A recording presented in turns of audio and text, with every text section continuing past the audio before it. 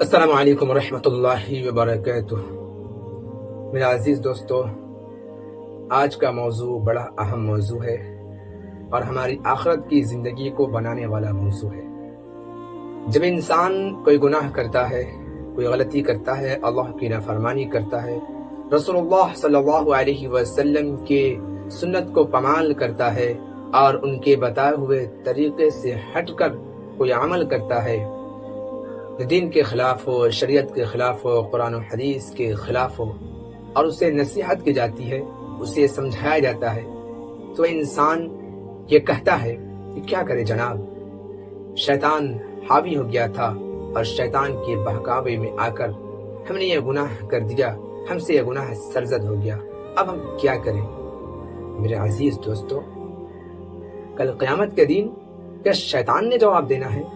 اللہ رب العزت جب ہم سے اور آپ سے ہمارے اعمال کے متعلق سوال کرے گا، آپ کے اعمال کے متعلق سوال کرے گا، تو کیا جواب شیطان نے دینا ہے یا آپ نے دینا ہے؟ یقیناً جواب ہم نے اور آپ نے دینا ہے۔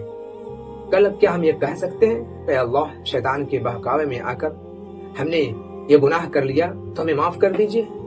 میرے عزیز دوستو، اللہ رب العزت کہے گا ان الشیطان للانسان عدو مبین، شیطان تو تمہارا کھلا ہوا دشمن ہے۔ اللہ نے تو پہلے ہی بتا دیا کہ شیطان انسان کا کھلا ہوا دشمن ہے، اور شیطان نے تو عہد کر کے آیا ہوا ہے کہ ہم تیرے بندے کو بھڑکائیں گے، تیرے بندوں کو تیرے راستے سے ہٹائیں گے۔ اللہ رب العزت نے بھی فرما دیا جو تیرے راستے پر چلے گا اس کا ٹھکانہ جہنم ہوگا۔ میرا عزیز دوستو، کیا آپ نے کبھی سوچا کہ جب ہم گناہ کرتے ہیں، خواہ تنہائی میں ہو، بند کمرے میں ہو، اور ہم یہ سوچتے ہیں اور ہم یہ سمجھتے ہیں کہ ہمیں کوئی نہیں دیکھ رہا ہے، کوئی نہیں دیکھ رہا ہے، نا، ایسی بات نہیں ہے۔ وہ اللہ رب العزت ہر جگہ دیکھ رہا ہے، اور اللہ رب العزت نے دو فرشتوں کو دونوں کاندھوں پر بٹھا رکھا ہے، کرامن کاتبین کو، جو ہمارے ہر قدم کو، ہر فعل کو، ہر کام کو نوٹ کرتے ہیں۔ پھر ہم کیسے یہ کہہ سکتے ہیں کہ ہمیں کوئی نہیں دیکھ رہا ہے؟ اللہ رب العزت ہمیں دیکھ رہا ہے۔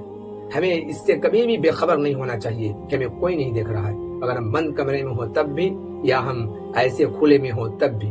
ایک بندے کا واقعہ لکھا ہوا ہے کتابوں کے اندر کہ ایک باپ اور بیٹا کہیں راستے سے جا رہا تھا۔ راستے میں باپ کو بھوک لگی، باپ نے بیٹے سے کہا کہ بیٹا چلو، وہاں تھوڑی دور کے فاصلے پر ایک انگور کا باغ ہے، میں باغ میں جاؤں گا اور کچھ انگور کھا کر آؤں گا تاکہ میری بھوک مٹ جائے، تم باہر راستے پر کھڑے ہو کر دیکھنا، اگر کوئی بندہ آئے گا تو ہمیں آواز لگانا، میں باغ سے نکل جاؤں گا۔ یہ دونوں باپ بیٹا وہاں پر گئے، بیٹا باہر کھڑا ہو گیا، باپ اندر گیا ہے۔ جیسے ہی یہ باپ انگور توڑنے کے لیے اپنا ہاتھ انگور کے گچھے کی طرف بڑھاتا ہے، بیٹا باہر سے آواز دیتا ہے، ابو ابو، ہمیں کوئی دیکھ رہا ہے۔ وہ باپ گھبرایا ہوا، پریشان ہوا، گھبرایا ہوا باغ سے نکلا اور ڈرے ہوئے، سہمے ہوئے قدموں سے راستے پر آیا اور ہر طرف دیکھنے لگا۔ جب دور دور تک اسے کوئی بندہ نظر نہیں آیا تو اس نے اپنے بیٹے سے کہا، بیٹا ہمیں یہاں پہ کون دیکھ رہا ہے؟ یہاں پر تو کوئی بندہ نظر نہیں آ رہا ہے۔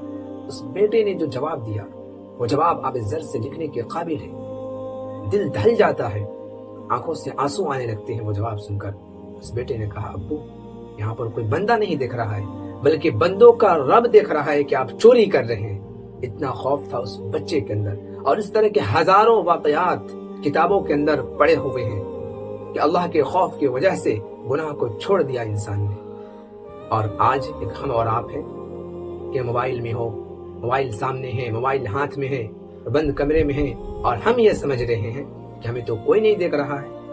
آپ یاد رکھیں اس بات کو کہ کل قیامت کے دن اللہ رب العزت یہ فون جو ہے، یہ لوہے کا ایک ٹکڑا، اسے بھی میزان پر تولا جائے گا، اس کا بھی حساب لیا جائے گا کہ ہم نے اس کے ذریعے کیا کیا ہے، ہم نے اس کے ذریعے نیکی کیا ہے یا اس کے ذریعے گناہ کیا ہے۔ آج نوجوان اسٹیٹس لگاتے ہیں، اسٹیٹس پہ گانے لگاتے ہیں۔ کبھی آپ نے غور کیا اسٹیٹس کا مطلب کیا ہوتا ہے؟ اسٹیٹس کا مطلب ہوتا ہے میرا معیار، میری حیثیت۔ کیا آپ کی حیثیت اور آپ کا معیار اتنا گرا ہوا ہے کہ آپ اس پر گانا لگاتے ہیں، آپ اس پر ننگی اور آدھے کپڑوں میں ناچتی ہوئی لڑکیوں کی ویڈیوز لگاتے ہیں؟ اتنا آپ کا معیار گرا ہوا ہے؟ اس کا بھی حساب اللہ رب العزت کو دینا ہوگا۔